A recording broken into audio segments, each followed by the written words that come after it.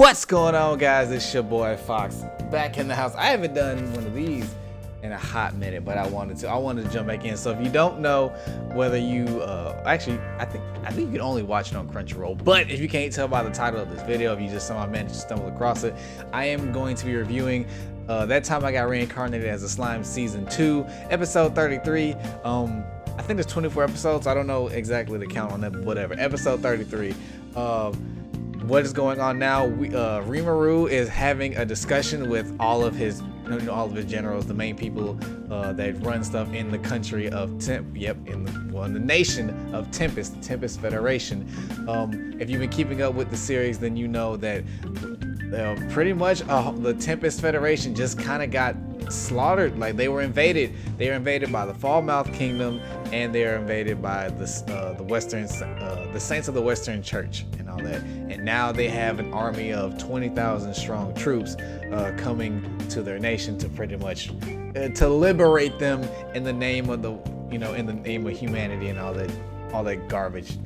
It's crap. They're doing it for resources pretty much. But like I said, the episode kicks off with Rimuru apologizing to pretty much like the entire nation, but only people present are, like I said, his generals and the people who run like the merchants and everything else in his nation. And he apologizes to them for like letting all this happen. If I would have been there sooner, then this might not have happened and all that. But he also tells them at this point, he's like, the reason I told you all not to attack humans is partly because he tells them about his previous life. Like, in my previous life, I was a human, and I died. I got reincarnated as a slime, and then if you keeping up with the series, the events that transpired all the way up till now. And he lets them know, he's like, even though I am a monster, I am kind of human at heart still, and all that. But they realize something. Y'all don't need that. Go ahead and ignore that. Anywho, so yes, so he explains that, but they also apologize to him because they're like, well, Benimaru for the most part is like, well, no, you told me to take care of things while you were gone, and then the second communication with you was cut off. But we all just panicked. So they all apologize for relying on him too much. Even though, yes, he is the leader of this nation and all that, it's still, he can't run everything on his own. If that was possible, then what would he need? His generals, his merchants, and everything. They would be obsolete for the most part. So they apologize for not being able to handle things and not also taking the necessary precautions to prevent this from happening. Geld apologizes, Rigurd apologizes, Hakuro, Gobta, all of them. But at the end of the day, everyone apologizes, but Hakuro makes the best point. He's like, look, we all failed because we were all weak. We all had things that we all could have did something to help prevent this, or at least make the damage less minuscule from this happening, but we didn't. But we were all sorry. So yes, they all move on from that. Now, after that, after the apology session is done and everything, we move on to the battle plans. Like I said, they go over what's happening. We determine where the four crystals are that makes the barrier that is keeping all the citizens and other just monsters in general weakened. So that's the main reason why Hakuro and Gobta and Shion and all them lost and everything. So we determine exactly where each one is placed. There are four in general. They're all at different locations: east, west, south, and north, and all that. So we determined that we have troops already stationed there, and we have about 10,000 more on the way. Rimuru tells them, I'm going to take care of the ones that are on the way here. They should be there in 3 days, but we're going to launch an offensive right now. Like, as soon as this meeting is over, everybody get to work and all that. And the reason is, Rimuru has now decided to become a demon lord. And in order to become a demon lord, he has to reap 10,000 souls or more. And that way he'll be able to turn into a true demon lord. He already has the demon lord seed from when he took out the orc king or emperor. I can't remember what his title was last season, but yeah, he already has the seed, and in order to make it grow and flourish, he needs 10,000 human souls. And since these fools just brought a war right to his doorstep, he has no remorse about killing them. He doesn't want to, but in order to bring Xion and the rest that died back, he needs to become a demon lord, and he's already resolute in doing this. Like I said, he doesn't want to, but you got to do what you got to do, and you came knocking at my door. But no, yeah, you got to go, bro. You got to go. I got to get you out of here. So yes, but Rimuru, as he tells them, like, I'm going to take care of the ones that are coming. I need the rest of you to take care of these crystals and get this barrier out the way. So he sends Benimaru by himself to the east. And, it's only like 100 a night, so at each crystal that's guarded right now. So Benimaru, and he tells him, he's like, y'all got the green light, like go wild, like no holds bar, X them all off. I'm working here, son. I'm working here. Yeah, and then he sends Hakuro, Rieger, Gobta, and Geld to the west to take care of that crystal. Now also, there's a reason why he sent them there. It's not just because it's a random spot. Over there at the west side, where the crystals are being guarded, is also lies the same people that pretty much kicked off this entire war, which is the other worlders, or people just like Rimuru who got reincarnated into this world. And Hakuro, Gobta, Geld, and Rieger all want revenge because of them.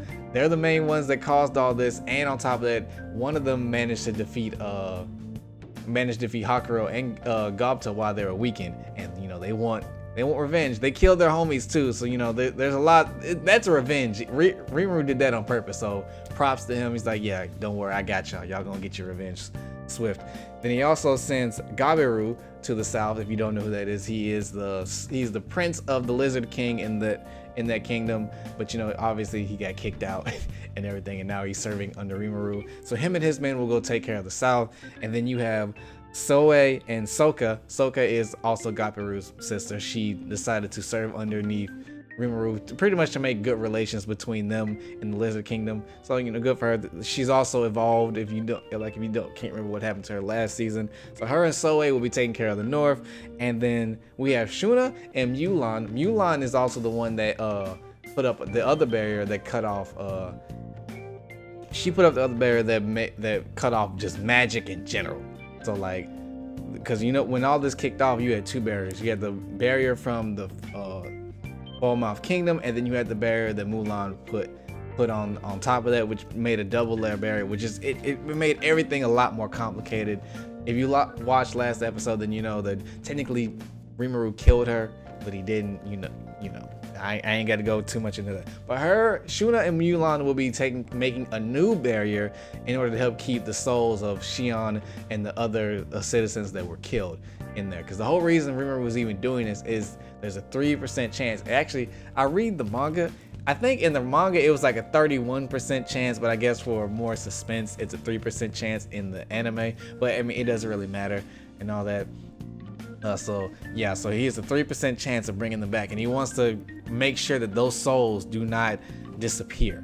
So that's what they're going to be doing. And then Yom and the others that came to help will be protecting them to make sure that nothing goes awry. But yeah, that is the episode. I mean, at the end, you see everyone going to their assigned posts, and they're about to kick things off. Rimuru is flying in the sky, and he puts on the duplicate mask that he got from Chizue, if I remember that correctly. I'm sorry if I don't, but he's putting her mask on to pretty much keep his magical aura in check, so he doesn't run too much of a muck on people and everything. But that's pretty much the rundown of the episode. Now, what I wanted to talk about, this is going to be spoilers or so much, because before Rimuru takes off and goes flying up in the sky, he thinks about what Demon Lord Clayman has to do with all this, and he figures out that Clayman probably wanted them to kill the humans, and then he could reap the souls for himself and become a true Demon Lord. Now, I mean, that's not really a giant spoiler in and of itself. It just, I know from reading the manga that part he doesn't really figure that out till after they take care of business with the Fallmouth and the Western Saints Church. Then he figures that out, and then he gets even more pissed off.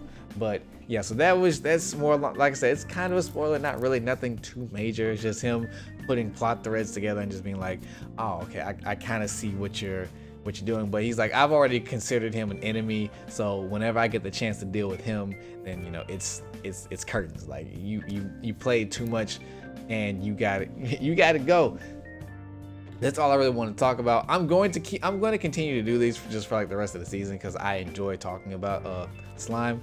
I was really surprised when the first season aired that I even liked the show, but I did. I'm here now. But tell me what you guys think. If you read the manga, let me know.